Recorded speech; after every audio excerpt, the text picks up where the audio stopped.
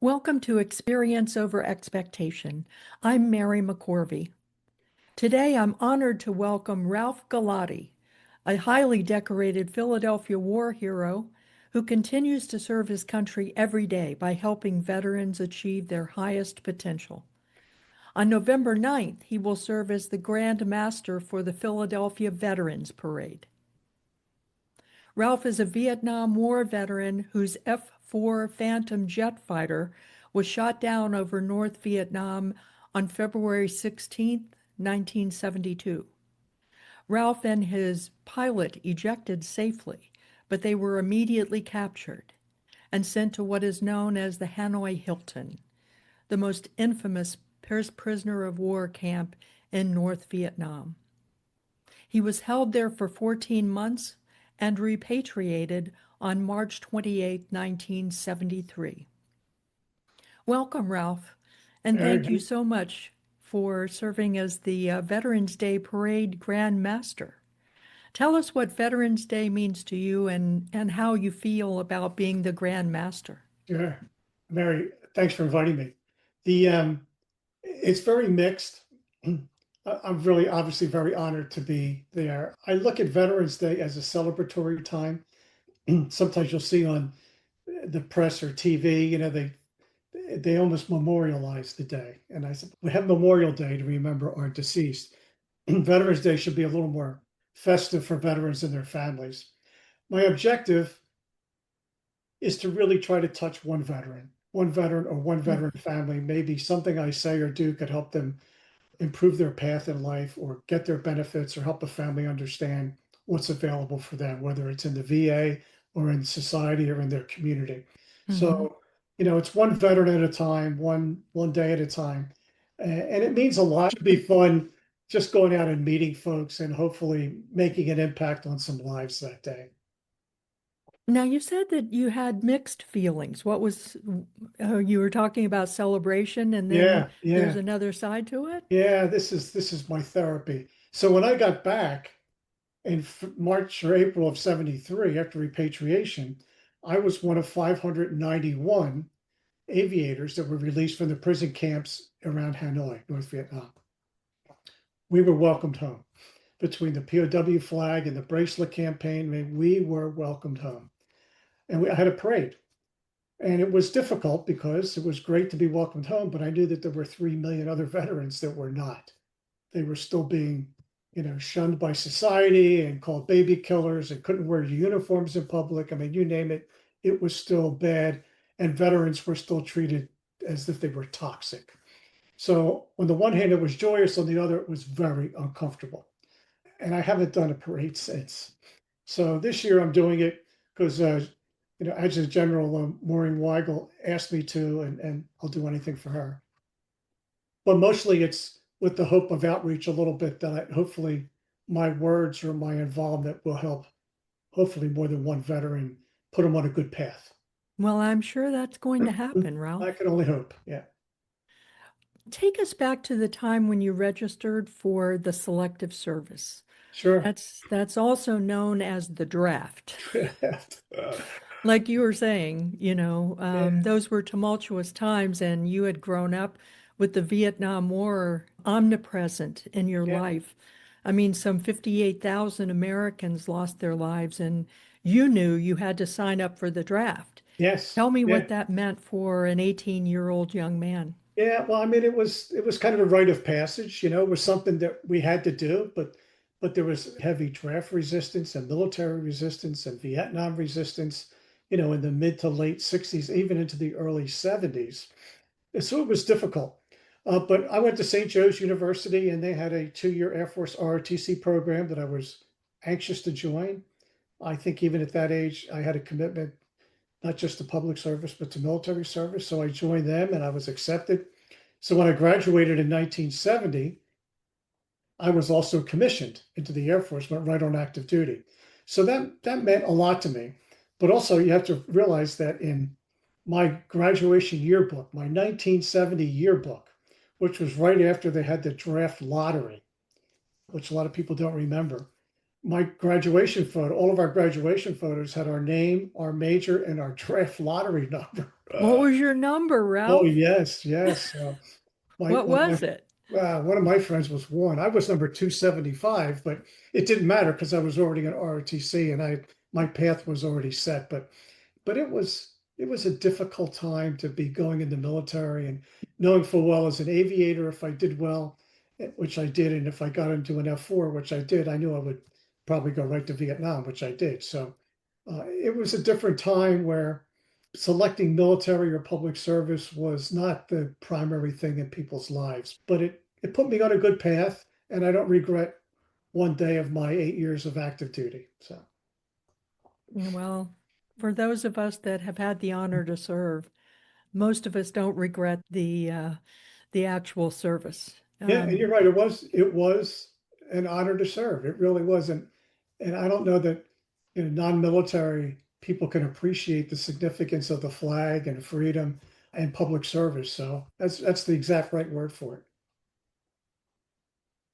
So in 1968, you were a sophomore in college, and the U.S. waged the Tet Offensive, Yes, arguably the bloodiest battles of the Vietnam War. And still, you remained in the ROTC. You could have decided to not pursue the ROTC. You could have decided that you would just pay for your college, okay? And then you could outlast the draft. But you made a different decision. Why? yes, yeah. I think it was the desire to serve, but as I look back on my time, I don't think I appreciated or realized at the time that most of my decisions that I took were high risk. And I mean, I was the first one in I'm second generation American. All my family is Italian, and most of them were born in Italy. I was the first one to go to college, first one to be a military officer, first one since World War II to go to combat. And so I had no grounding. And so going to college was a high risk. Going to ROTC was a high risk. The military was high risk. And I didn't look at it as risky. I looked at it as just kind of an interesting challenge. I wasn't sure what I was made of. I was an English major, now going into flight school. I mean, my paths never converged into a natural fit. And it wasn't until I started to go to flight school and in the military that I realized that maybe I was made for this. It seemed to come kind of naturally, although they spoon fed us really well, as you well know. So I did that. I went to survival schools. I mean, I did everything better than I expected. But I think I was driven by the compulsion to serve, but also taking risks, finding, getting out of my comfort zone of nice neighborhoods, nice schools, a nice family, and seeing if I could push my limits, which I did. So I think they were the big driving forces. Mm-hmm. Well, I love what you're talking about when it comes to risk. Yeah. And I want to touch on this here in a little bit with the entrepreneurship program Yeah. that you established, because that brings its own risks. But for people that are listening, it does seem like the military is very high risk, and certainly it is. These days, fortunately, we have fewer wars. We are still at war. Our service members are out there and they are fighting in combat, but not as we have been for years and years. So when I left the military, I left that safety zone. So Yeah, tell me a little bit about the paradox of you serving and being a POW yeah, and taking the ultimate risk yeah. and still feeling safe. The military is not for everybody, but I encourage it. People ask me if I feel like the draft should come back or if we should have compulsory military service. I think compulsory military service would be good. I am a strong proponent of compulsory public service, whereby the military would at Mhm. least be one aspect of that. But doing something after high school just to further develop yourself, find out who and what you really are as you bridge that gap into adultship. Military teaches you great things like discipline and leadership and mission focus and the risk thing I talk about all the time. I am a strong proponent of taking measured, reasonable, calculated risks, Risk. not stupid risks. That's exactly right. So I was an English major, thinking I was going to go to become a brain surgeon. Okay, that was kind of foolhardy. Okay, but going in the military was risky enough. Going into flight school, not having any math or science background, so there were limits there. But I thought that I could do it, and I looked at other people and said, if Joe Schmo could do it, I could probably do it. So there were some physical attributes, and the military does a great job of training you and developing you. So even my time in a POW camp. I was second junior and second youngest every time. And when I finally had roommates, of which at one time I had 30, I found it to be very developmental. Everybody outranked me, everybody was older than me. I learned a lot about military life, parenting, being an adult, promotions, what opportunities there were for other careers in the military. It was a really interesting time when I got to devote time to listen to my seniors, my mentors, and understand what I was about to partake in. Because at that point, I'd only had 2 years of active duty and I ended up serving 6 more. So I really think the military is a really great option, whether it's enlisted or officer or warrant officer. You can learn a lot about yourself at an early age, and you get the opportunity to serve your country. So, all those things are great. I find it to be very developmental, both mentally and physically and career wise. And it served me well as an adult public servant. You've talked before about the 14 months of being a prisoner of war at the Hanoi Hilton, and thankfully you survived that and came out safely. So you went on to serve as an Air Force officer on active duty in the reserves until 1981, including a tour with the Secretary of the Air Force of Legislative Liaison. You earned a Silver Star, the Bronze Star with a V for Valor, with one oak leaf cluster, which means that you were awarded the Bronze Star twice, the Purple Heart with one oak leaf cluster, the Air Medal with 4 oak leaf clusters, and the Air Force Commendation Medal with 2 oak leaf clusters. I look at all of the medal, and I'm talking about METAL as well as MEDAL, Mhm. that stands behind you as a testament to a storied commitment to the military. What really contributed to your decision to go out into the civilian world? At the ripe age of 30, I think, after having served 8 years, it was a combination of family, kind of get, because I moved 6 times in 8 years. You know what that's like. It was difficult on my family because we still had the POW baggage, not for me, but for my family. So, I always What talk about, what what does that mean? Excuse me for interrupting. What yeah, does that mean, the well, POW baggage? military members serve, families sacrifice. So my wife is British. She was young. Just she was a recently minted American citizen. We got married young. She had the baby the week I got shot down. So she got that visit, the knock on the door where your husband's missing. We don't know if he's alive or dead. It's a lot for a 21-year-old. Yes. And between that and the travel, it was time for me to say, I did my time. I did more than my time.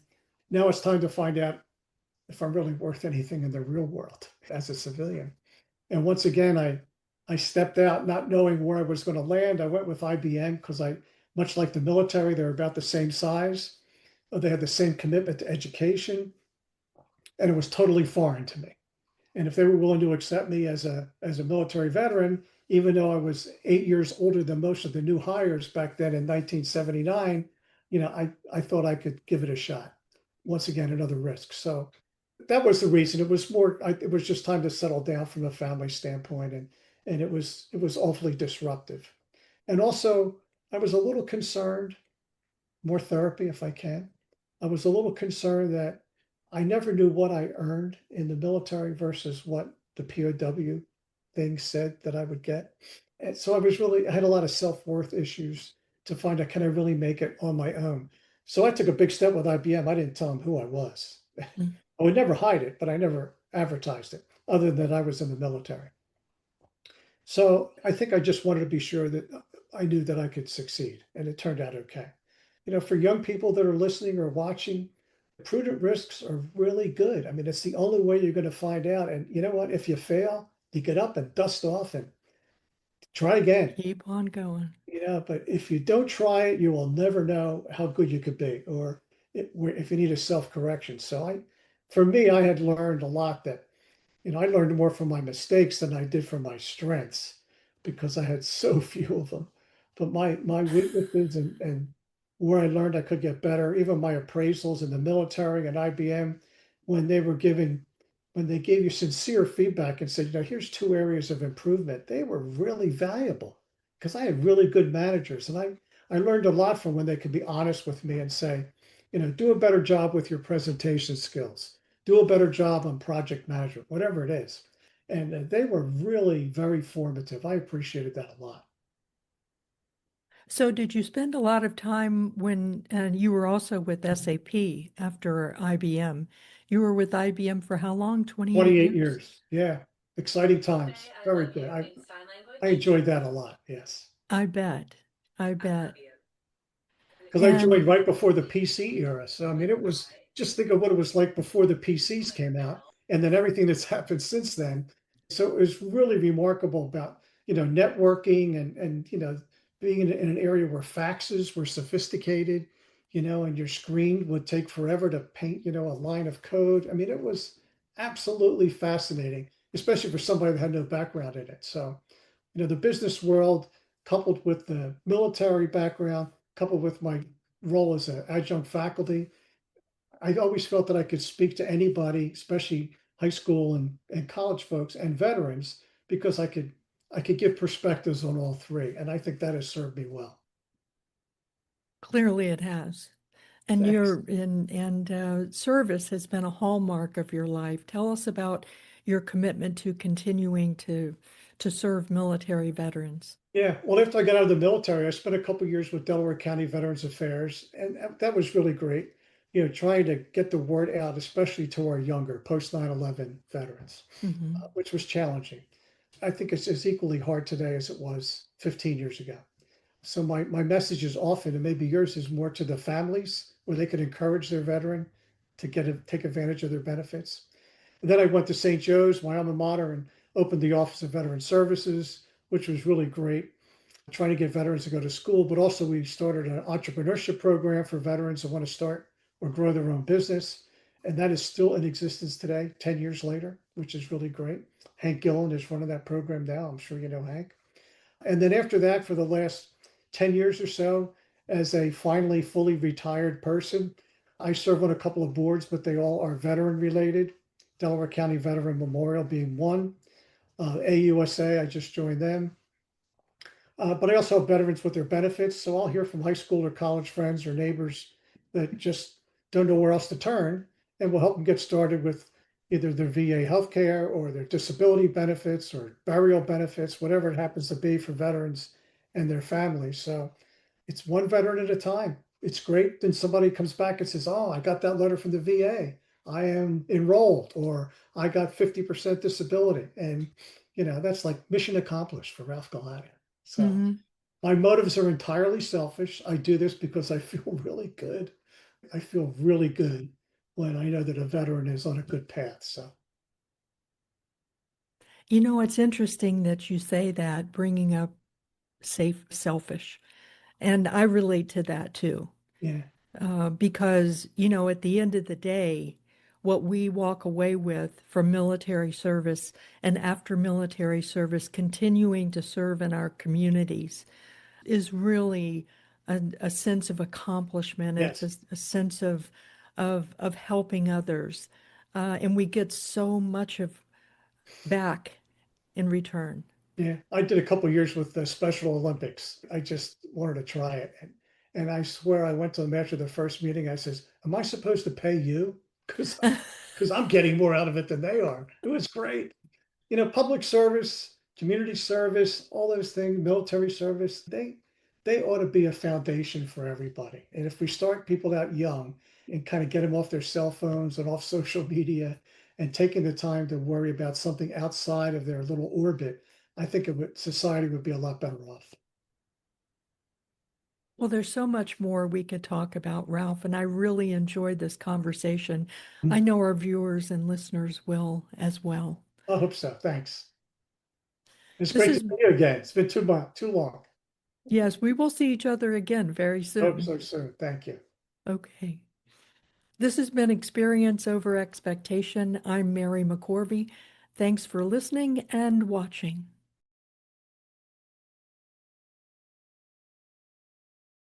You've been listening to Mary McCorvey's Experience Over Expectations podcast. Be sure to subscribe today on YouTube and Substack, or listen wherever you find your podcasts. Thanks for tuning in.